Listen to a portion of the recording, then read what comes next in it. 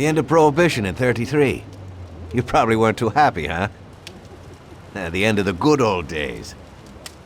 Yeah, not too happy, but it wasn't all bad. Eventually, I did get married to Sarah and had a daughter. It was a good time. But life went on in business.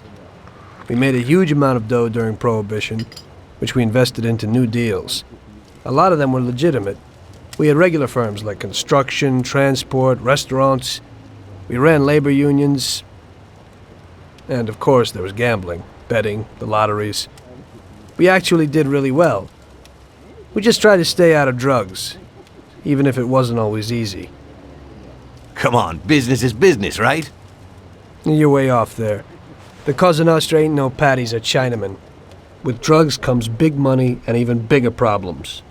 When someone has a problem with the cops because of drugs, he does the sensible thing. He admits it. If his family catches him, they rub him out. Drugs are taboo. So what, there's some kind of grand poobah passing judgment? Something like that. The leading families choose a boss of bosses. They sort out the big problems and set the rules of the game. So, criminals who break the law have their own courts that judge them? That's just great.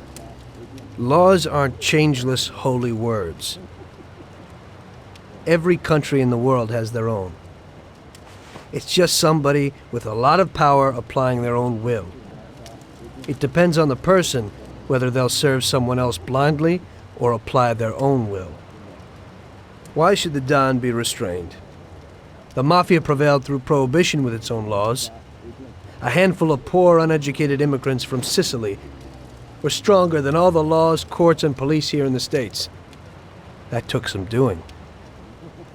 What? With murder? With the suffering they caused? Come on. You think that the Mafia just murders innocent people? The Mafia punishes those who break laws. And the majority of your laws, too. Unfortunately, we can't put anyone in jail or fine them. Everybody who comes and works for us knows what to expect if he breaks the rules. People lie and steal, and there are lots of criminals here who get unbelievable pleasure when they steal from the mob, as well as the mafiosos who get pleasure from cheating the state. And what about all the payoffs, robberies, and raids, huh? Hey, the cops ain't no saints neither. No Don encourages his men to go around harming people.